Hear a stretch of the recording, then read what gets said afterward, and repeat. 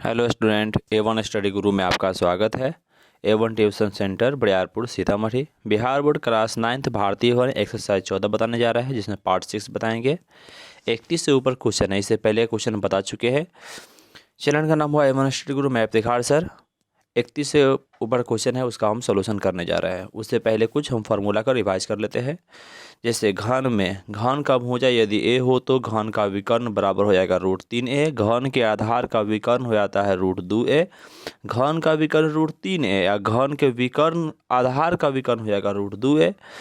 घन के वक्र या पार्श्व मतलब आधा जो होता है वक्र या पार्श्व पृष्ठीय क्षेत्रफल हो जाएगा 4a²। घन का कुल या पूर्ण यानी पूरा पूर्ण पृष्ठीय क्षेत्रफल बोले तो हो जाएगा 6a²। घन के आधार का क्षेत्रफल यानी नीचे का स्क्वायर सिर्फ हो जाएगा a²। घन के आधार का परिमाप हो जाएगा 4a। घन का आयतन हो जाएगा AQ। कर देंगे यहाँ तक है। अब आते हैं घनाभ में। घनाभ में आता है लंबाई बराबर L, चौड़ाई बराबर B, ऊंचाई बराबर H हो तो घनाभ का विकर्ण हो जाता है √L² B² प्लस H²। घनाभ के आधार का विकर्ण हो जाएगा √L² प्लस B²। घनाभ का वक्र या पार्श्व पृष्ठीय क्षेत्रफल हो जाएगा 2 × L प्लस B × H। जबकि घनाभ के चारों दीवारों का क्षेत्रफल, वक्र पार्श्व या चारों दीवार एक ही होता है तो चारों दीवारों का क्षेत्रफल हो जाएगा 2 × L प्लस B × H। ये हुआ चारों दीवारों का क्षेत्रफल। घनाभ के कुल या पूर्ण पृष्ठीय क्षेत्रफल यानी पूरा पृष्ठीय क्षेत्रफल निकालना होगा तो फॉर्मूला हो जाएगा 2 × LB plus BH plus LH। ये हुआ कुल या पूर्ण पृष्ठीय क्षेत्रफल हो गया। घनाभ के आधार का क्षेत्रफल, आधार मतलब नीचे जो वाला भाग है उसका क्षेत्रफल निकालेंगे तो लंबाई गुना चौड़ाई यानी LB हो गया।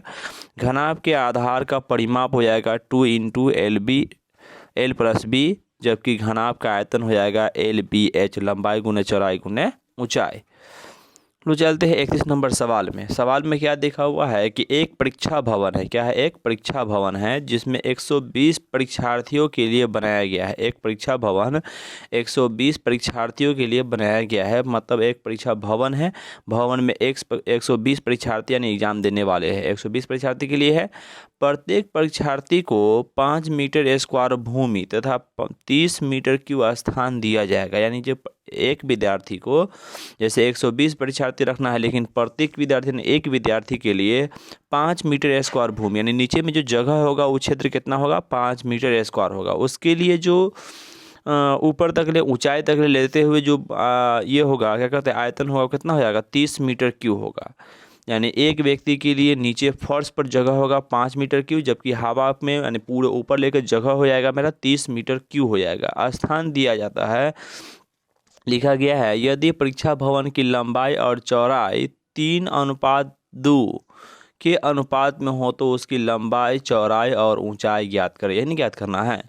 परीक्षा भवन कैसा है? घनाभाकार है। लिखिए परीक्षा भवन कैसा होगा? घनाभाकार। यानी परीक्षा भवन जब भी बोला गया लंबाई, चौड़ाई, ऊंचाई चर्चा आएगा तो घनाभाकार होगा। अनुपात दिया है किसका? लंबाई और चौड़ाई का। हमें निकालना है लंबाई, चौड़ाई, ऊंचाई तीनों निकालना है। तो हमें यहाँ पर जो दिया हुआ है परीक्षा भवन की लंबाई, चौड़ाई और का अनुपात दिया है, ऊंचाई का अनुपात तो नहीं दिया है। तो लंबाई चौड़ाई का अनुपात दिया है। अनुपात में अनुपातिक राशि मानते हैं तो माना कि अनुपातिक राशि बराबर हो जाएगा x। इसीलिए लंबाई बराबर L, लंबाई L ना होता है तो ये 3 यदि 2 है तो लंबाई 3 चौड़ाई 2 हो जाएगा, ये ना होगा। अब x के रूप में है तो लंबाई L बराबर हो जाएगा 3x, चौड़ाई B बराबर हो जाएगा 2x। यानी लंबाई हो गया 3x, चौड़ाई हो गया 2x। जो अनुपात दिया था ऊंचाई हमें नहीं मालूम है, वाट लिख दिए। लेकिन यहाँ तक है।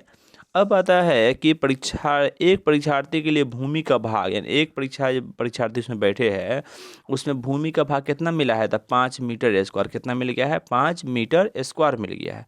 ये क्या हुआ? एक परीक्षार्थी यानी एक बच्चा के लिए जो नीचे जगह मिला इतना मिला, लेकिन बैठना कितना बचा? 120 बच्चा को।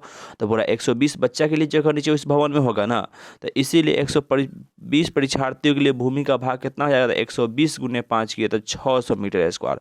मतलब हुआ कि उस रूम में जहाँ परीक्षा भवन है उस परीक्षा भवन में एक बच्चा के लिए 5 मीटर स्क्वायर जगह है, उसमें 120 बच्चा को बैठाना है तो कितना जगह चाहिए? 600 मीटर स्क्वायर चाहिए।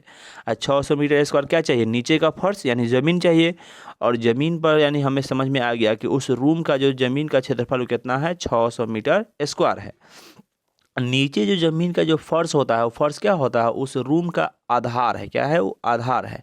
यानी आधार का क्षेत्रफल किसके बराबर हो जाएगा? 600 मीटर स्क्वायर। किसके बराबर हो जाएगा? 600 मीटर स्क्वायर। जैसे आप मान लिए कि एक रूम है, रूम के नीचे जो आधार होता है आयताकार है। एक बच्चा के लिए यहाँ पर जगह मिला 5 मीटर, फिर 5 मीटर, फिर 5, 120 बच्चा है।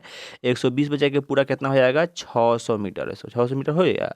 600 मीटर स्क्वायर मेरा बन गया। अब 600 मीटर स्क्वायर जो जगह बना है वो क्या है? पूरा क्षेत्रफल है। अब पूरा क्षेत्रफल कैसे निकलता है? तो पूरे लंबाई या पूरे चौड़ाई में है। अब पूरे लंबाई चौड़ाई जो होता है आधार में होता है।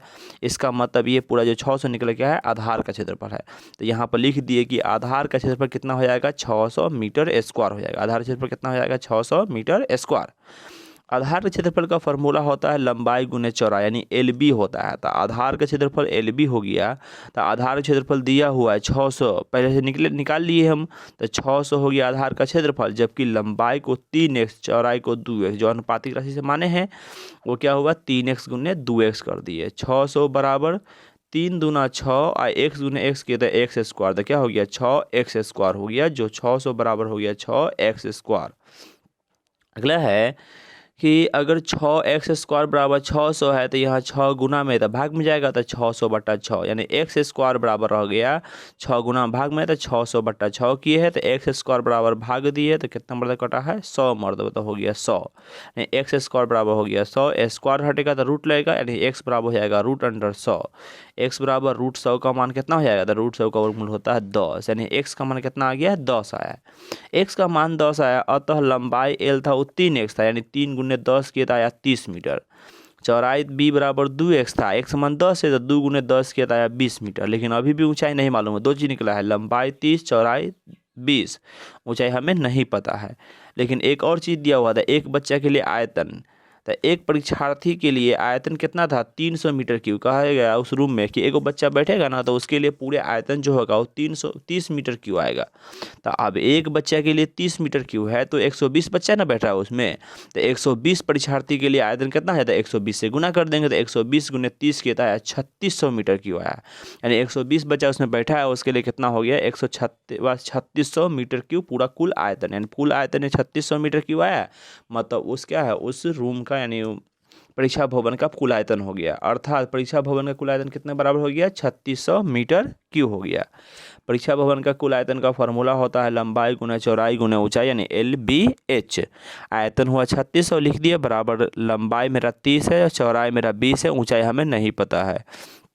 3600 बराबर 20 गुने 30 करेंगे तो आएगा 600। H साथ में है 600H, 600 गुना में है तो भाग में जाएगा तो H बराबर 3600 बटा 600 कटा है कितना मरतबा? 6 मरतबा। कितना हो गया? 6 मीटर। अतः लंबाई 30 मीटर, चौड़ाई 20 मीटर, ऊंचाई हो गया 6 मीटर। यही मेरा क्या हुआ? फाइनल आंसर हो गया।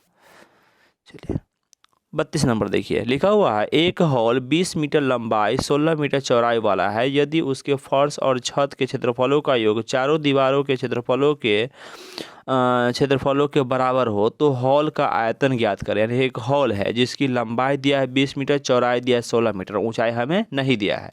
कह रहा उसके फर्श और छत के क्षेत्रफलों का योग, फर्श है और छत है उसके क्षेत्रफलों का योग चारों दीवारों के क्षेत्रफलों का बराबर हो। चारों दीवारों का जो क्षेत्रफल होगा ना, नीचे ऊपर का जो दो भाग का क्षेत्रफल है वो चारों दीवारों के क्षेत्रफल का बराबर होगा तो हॉल का आयतन, यानी ये दो कंडीशन जो दिया हुआ है कि उसके फर्श और छत के जो क्षेत्रफल है, क्षेत्रफल का योग जो होगा चारों दीवारों के क्षेत्रफल का बराबर होगा। इसके सहायता से हमें H निकलेगा। जब H निकल जाएगा तो हॉल का आयतन निकाल देंगे। वही काम किया। हॉल कैसा है? घनाभाकार है। जब लंबाई चौड़ाई ऊंचाई चर्चा किया गया तो कैसा हो जाएगा? घनाभाकार होगा। अब क्या कहा गया? लंबाई यानी L बराबर है 20 मीटर, चौड़ाई B बराबर है 16 मीटर, ऊंचाई H हमें नहीं पता है क्योंकि यहाँ लंबाई दिया 20 मीटर, चौड़ाई दिया 16 मीटर, हमें ऊंचाई का चर्चा नहीं किया गया है। प्रश्न से कहा क्या गया? फर्श और छत के क्षेत्रफलों का योग बराबर चारों दीवारों का क्षेत्रफल। फर्श जो होता है ऊपर तरफ होता है, जैसे एक घना आता है,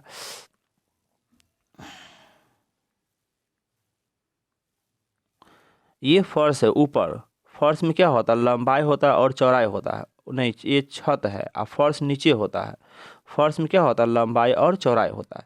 तो कह रहा है नीचे फर्श का क्षेत्रफल और छत का क्षेत्रफल का योग। तो फर्श जो है उसमें भी लंबाई और चौड़ाई होता है, ये ना ऊंचाई होता है, ये तो ऊंचाई तो नहीं इसमें है, ऊंचाई नहीं है। इसका मतलब क्या है कि इसमें सिर्फ क्या है, लंबाई और चौड़ाई है। तब फर्श का क्षेत्रफल क्या हो जाएगा, LB यानी लंबाई गुने चौड़ाई, और छत का क्षेत्रफल क्या हो जाएगा, लंबाई गुने चौड़ाई। तब ना हो जाएगा फर्श क्षेत्रफल जोड़ छत का क्षेत्रफल, ये दोनों का हो गया। और कह रहा है चारों दीवारों का क्षेत्रफल, चारों दीवारों का क्षेत्रफल होता है 2 × L + B × H, मान रहेंगे। LB, L की जगह पर कितना है, 20 है, B की जगह पर 16 है, तब 20 × 16 किए, प्लस फिर LB है तब 20 × 16। तो ये हुआ फर्श, ये हुआ छत का क्षेत्रफल, दोनों का जोड़ है। अब ये चारों दीवारों को निकाले, 2 × L + B है, तो L की जगह 20 + 16, H नहीं माना तो H रहने दिए। यहाँ क्या है, 20 × 16 किए 320, 20 × 16 किए 320 बराबर 2 रह गया है, 20 + 16 किए है तो कितना हो गया 36, H रह गया है 320 हो गया, 640 रहने दिए है, जबकि यहाँ हो गया 2 × 36 किया तो 72 H आ गया है। 640 बराबर 72 H, मतलब 72 H बराबर हो गया 640। अब H बराबर निकालना तो क्या करेंगे, इस 72 को भाग में ले जाएंगे तो 640/72 हो सकता है ना। इसी प्रकार यहाँ देखे है कि 72 गुना में था, भाग में गया है तो 640/72 हो गया। ये पॉइंट में आने वाला था इसलिए बट्टा में ही रहने दिए। 8 से काटे हैं इसको 72 को, तो नीचे 9 आया है, 8 से काटे तो 80 आया, यानी 80/9 मीटर मेरा आ गया H। अब H का मान 80/9 है, H तो पूछा नहीं गया, हमें पूछा क्या है, हॉल का आयतन पूछा गया है, तो आयतन पूछा गया तो क्या करेंगे, हम आयतन निकालेंगे। इसीलिए हॉल का आयतन हो जाएगा LBH, यानी L के मान 20 × 16 × 80/9। 80/9 हुआ, सब गुना किए, कटने वाला नहीं है, तो 20 × 16 × 80 किए तो आया है आपको 25,600, बट्टा में ही 9 रह गया, बट्टा 9 किए। पूर्णांक तोड़े है तो 9 से भाग दिए 25,600 में, 25,600 में अब 9 से भाग दिए है तो क्या हुआ है, 9 दूना 18 हुआ है, बच जाएगा यहाँ पर 7 76, 9 8 हो जाएगा 72, बच जाता है यहाँ पर 4, ये कट गया, बचेगा कितना यहाँ पर 0 40, 9 चौक 36, ये ना होता है 36 हुआ, यहाँ बच गया फिर 4, ये हुआ 40, 9 चौक 36, यहाँ पर 36 हो जाएगा, बचेगा नीचे शेषफल 4। यानी देख रहे कि शेषफल 4 बचा है, यहाँ बचे 2840 आया, तो 2844 इंटू नीचे 4 आया तो 4, अब बट्टा में 9 रह गया, तो 2844.4 मीटर क्यूब मेरा क्या हुआ, इसका आयतन हो गया। चलिए 33 नंबर सवाल है, क्या लिखा हुआ है, किसी गोदाम गृह का आकार घनाभ है, क्या है, घनाभ, यानी घनाभ आकार गोदाम गृह, कोई सामान रखने वाला घना गोदाम होगा, उसका आकार कैसा है, घनाभाकार है, जिसकी माप दिया हुआ है 8 metre × 6 metre × 3 metre, 8 metre × 6 metre × 3 metre ये दिया हुआ है। कह रहा है गल्ले का एक थैला, गल्ले कोई सामान उसका एक थैला 0.66 मीटर क्यूब जगह लेता है। एक थैला है जिसका जगह कितना लेता है, 0.66 मीटर क्यूब जगह लेता है, तो अधिक से अधिक कितने थैले गोदाम में रखे जा सकते हैं, गोदाम में थैला की संख्या पूछा गया। अब बताइए एक थैला जगह लेगा ये 0.66 मीटर क्यूब, लेकिन हमें पूरा थैला पूरा आयतन मालूम हो तब ना। जैसे एक एग्जांपल समझिए, जैसे एक गोदाम है जिसमें 100 मीटर क्यूब पूरा जगह है, पूरा जगह कितना है 100 मीटर क्यूब, कहा जाएगा 5 मीटर क्यूब वाला सामान उसमें रखना, कै गो सामान रखाएगा, तो क्या करेंगे 100 में 5 वाला सामान रखा 20 को ना रखा जाएगा, 100/5 करेंगे तो उसी प्रकार यहाँ तक क्या चाहिए हमको, कुल आयतन चाहिए और एओ का आयतन चाहिए। एओ का आयतन यहाँ दिया है 0.66 मीटर क्यूब दिया हुआ, ये क्या है, एक गल्ले का एक थैला का आयतन है। अब कह रहा है पूरा गोदाम गृह का आयतन कितना हमें नहीं पता है, लेकिन उसका लंबाई चौड़ाई ऊंचाई दिया है, कितना दिया है 8 मीटर 6 मीटर और 3 मीटर।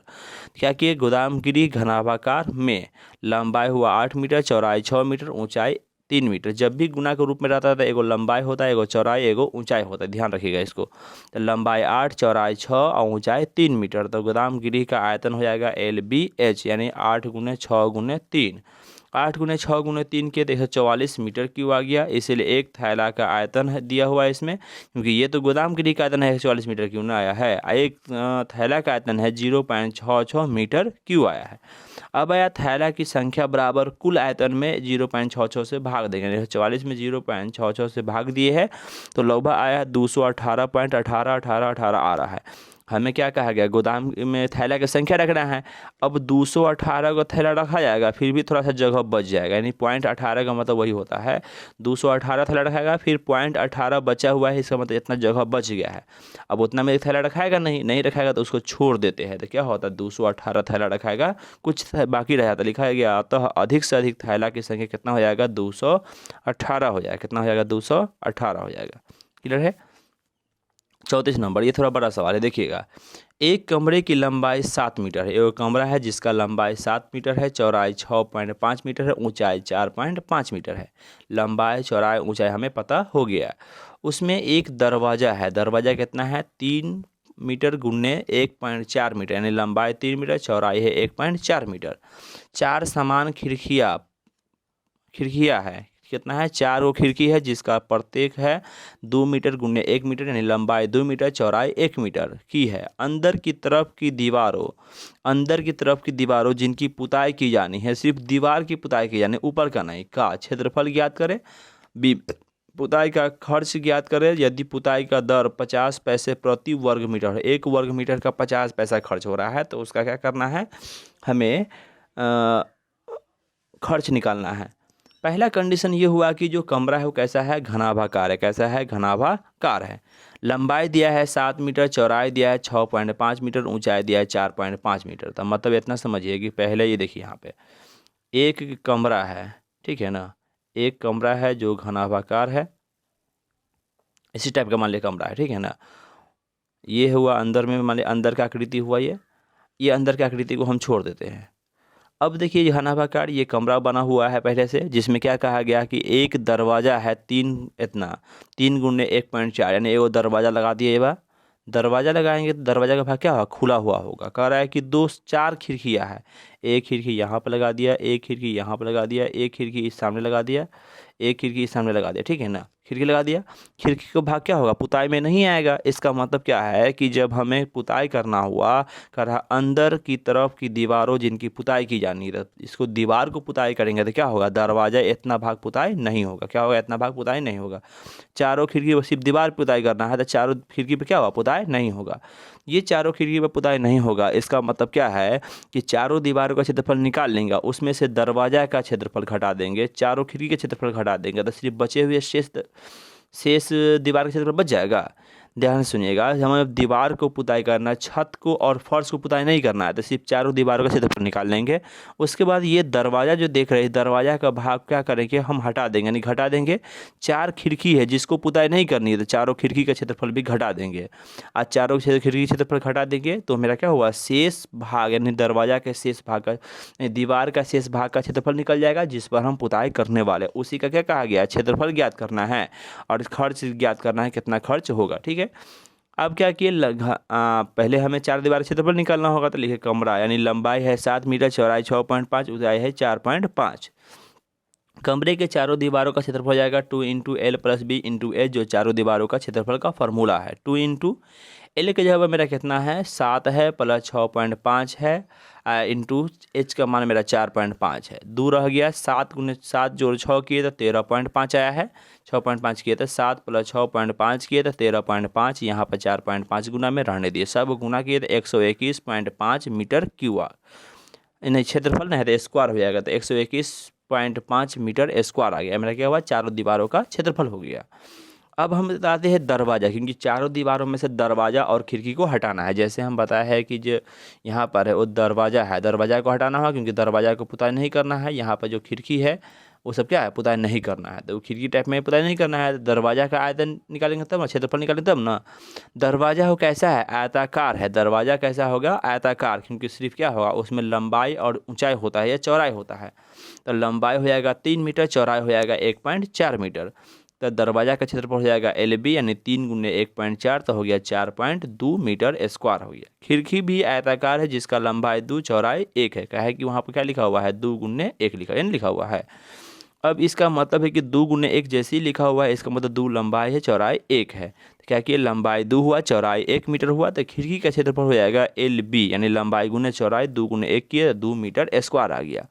अब हमें निकालना है शेष भाग का क्षेत्रफल, तो क्या करेंगे,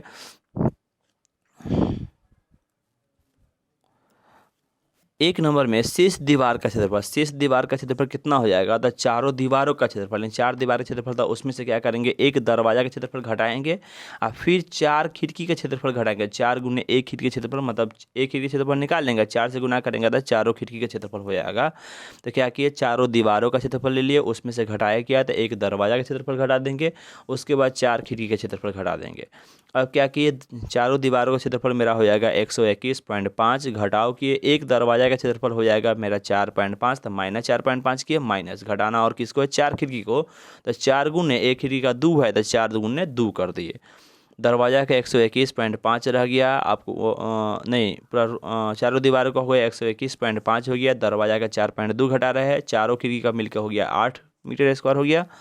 अब क्या हुआ है, 121.5 यहाँ रह गया, माइनस 4.2 और माइनस 8, तब माइनस दोनों मिल जाएगा, तो माइनस 12.2 हो गया, घटाने पर आएगा मेरा 109.3 मीटर स्क्वायर। क्या हुआ, शेष दीवार का क्षेत्रफल हो गया। शेष दीवार का क्षेत्रफल मेरा कितना हो गया, 109.3 मीटर स्क्वायर, जो हमें पूछा गया था, पहला आंसर होगा। दूसरा है पुताई का खर्च, कर रहा है 50 पैसे प्रति मीटर स्क्वायर, तो 109 मीटर स्क्वायर आया है, 109 मीटर स्क्वायर 109.3 मीटर स्क्वायर खर्च कितना होगा, था 50 गुने 109.3 पैसा कर दिए, जो मेरा लगभग आया है कितना, 5465 पैसा आया है। जब पैसा ज़्यादा हो 100 पैसा से, तो उसमें क्या करते, रुपया में बदलते, तो 5465/100 किए है, तो मेरा आया 54.65 रुपया, जो मेरा क्या हुआ, पूरा खर्च हो गया। ठीक है, चलिए, थैंक यू देखने के लिए। इस वीडियो के डिस्क्रिप्शन में PDF फाइल है, वहाँ से डाउनलोड करके आप चैप्टर रिवाइज कर सकते हैं। अभी तक जो व्यक्ति सब्सक्राइब नहीं किए, सब्सक्राइब कर दीजिए, ताकि आपको हर समय आपको अपना वीडियो मिल सके।